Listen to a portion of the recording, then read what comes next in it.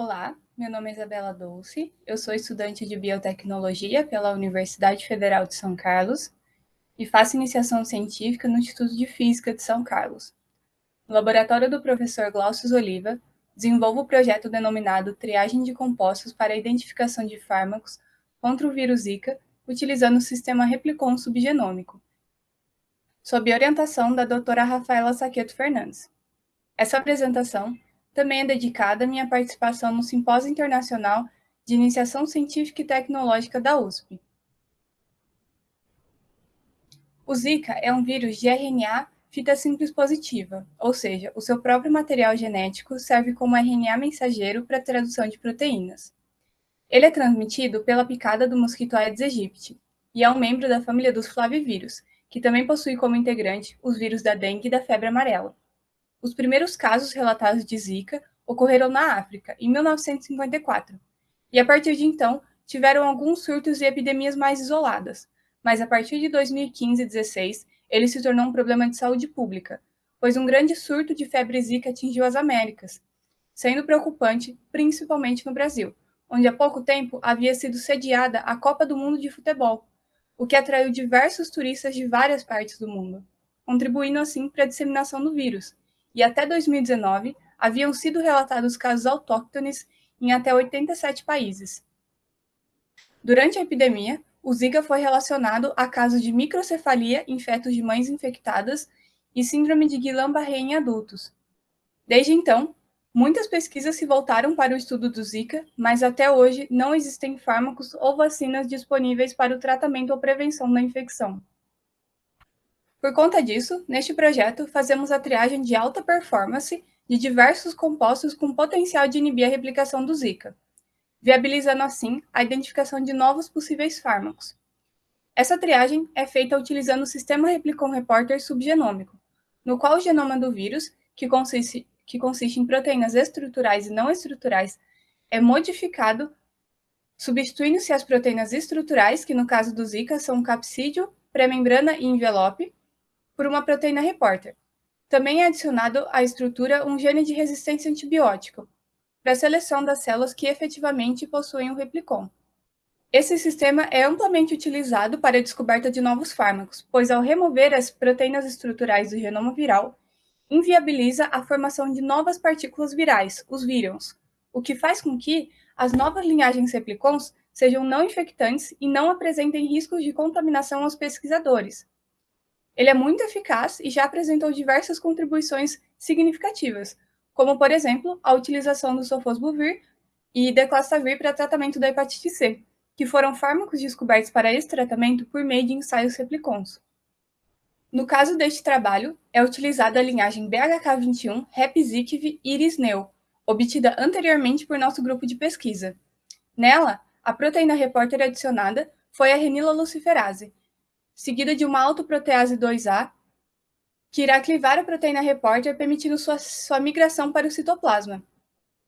Também foram mantidas regiões do capsídeo e do envelope, pois foi demonstrado que elas são essenciais para a replicação. Além disso, na região 3' UTR, foi adicionado o cassete de expressão iris-neu, que contém a sequência iris, responsável por manter o ribossomo ligado ao RNA, fazendo a síntese das proteínas, mesmo após a leitura de um stop codon, junto com o gene da neomicina fosfotransferase, que confere resistência ao antibiótico geneticina. E, por fim, uma sequência HDVR, que garante uma terminação 3' autêntica de flavivírus, e também é importante para a replicação viral. Esse replicon foi transfectado para células de rim de hamster por eletroporação. E dentro da célula, o RNA replicon é ancorado no retículo endoplasmático, onde os ribossomos começam a síntese das proteínas codificadas, que darão origem ao complexo de replicação viral completo. Este complexo, por sua vez, fará a síntese de mais RNA replicon. E durante a tradução, a luciferase também é produzida no citoplasma celular.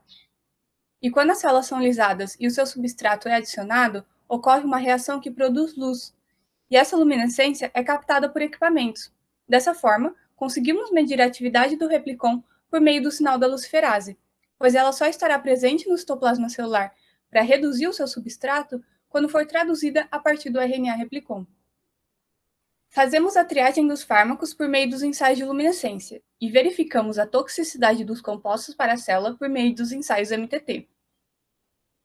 As primeiras etapas dos dois ensaios são iguais, onde cultivamos as células em garrafas contendo meio de cultura DMEM suplementado 10% soro fetal bovino.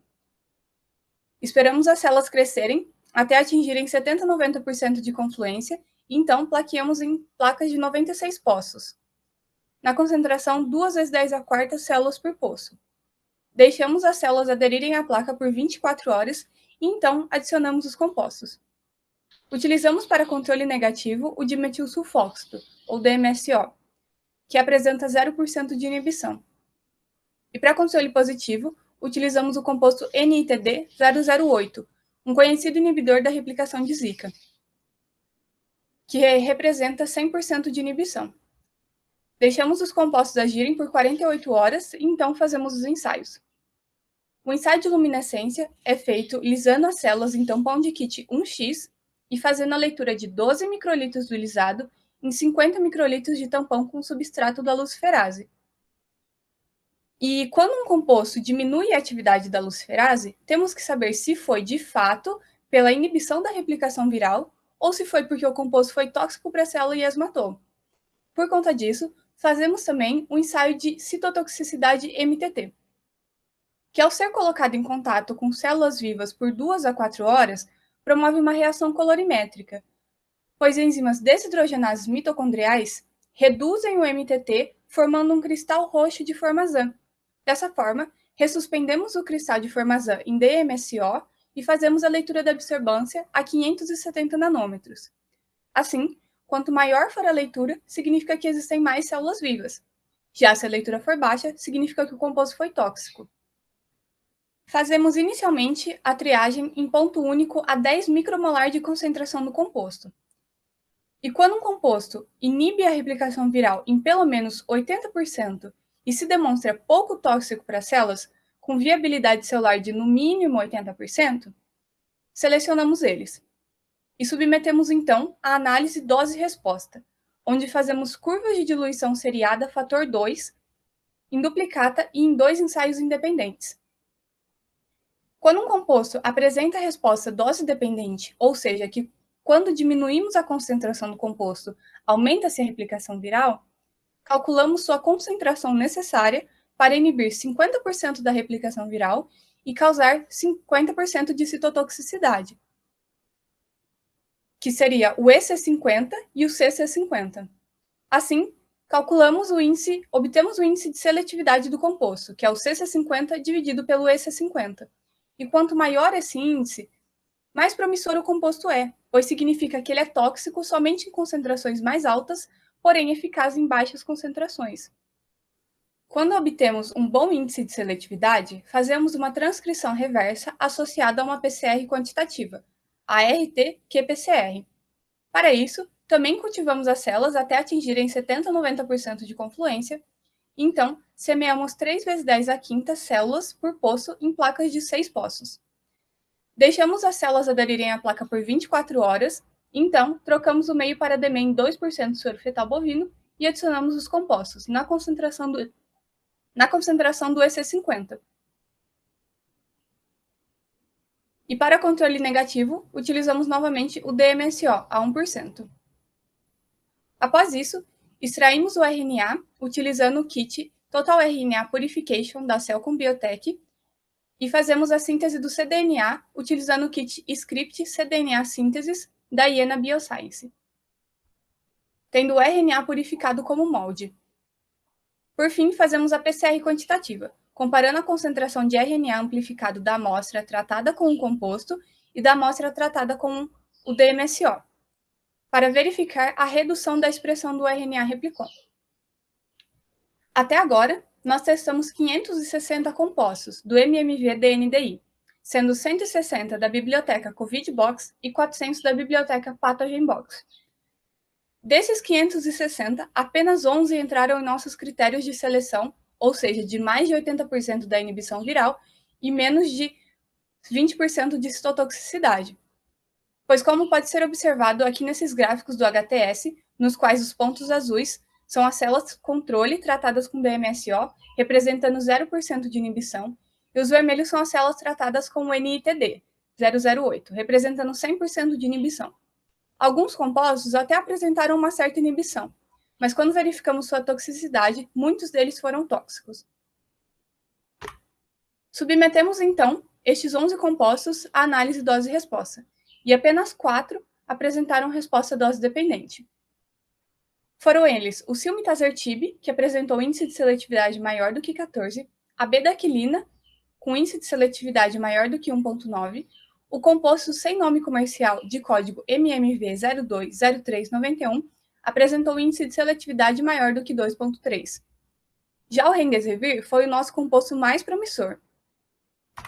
E eu trouxe aqui os gráficos de dose e resposta dele, tanto da atividade da reniloluciferase quanto da viabilidade celular.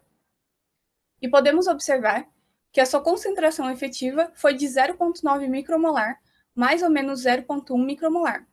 E o seu CC50 foi de 79,4, mais ou menos 6,4 micromolar, resultando num excelente índice de seletividade de 88,6. Realizamos para ele, então, a RT-qPCR, na concentração efetiva de 0,9 micromolar a 1% de MSO, o que resultou numa diminuição significativa de 73% da replicação viral, com nível de significância de 5%, obtida através da análise estatística utilizando o teste T-de-Student, como pode ser observado nesse gráfico de barras, contendo a atividade do replicon relativa ao DMSO e relativa ao remdesivir. O remdesivir é um conhecido antiviral capaz de inibir a RNA polimerase RNA dependente de flavivírus, além de já ser um fármaco aprovado para Ebola e Covid-19, tornando ele ainda mais promissor para futuro fármaco anti-Zika vírus. Dessa forma, nossas perspectivas agora são avaliar o remdesivir frente à infecção viral e continuar a testagem de compostos. E essa é a minha pesquisa e os dados que eu tenho até agora. Agradeço ao FAPESP pelo fomento, ao CIBFAR pelas colaborações e à doutora Rafaela e ao professor Glaucius pela orientação. Muito obrigada!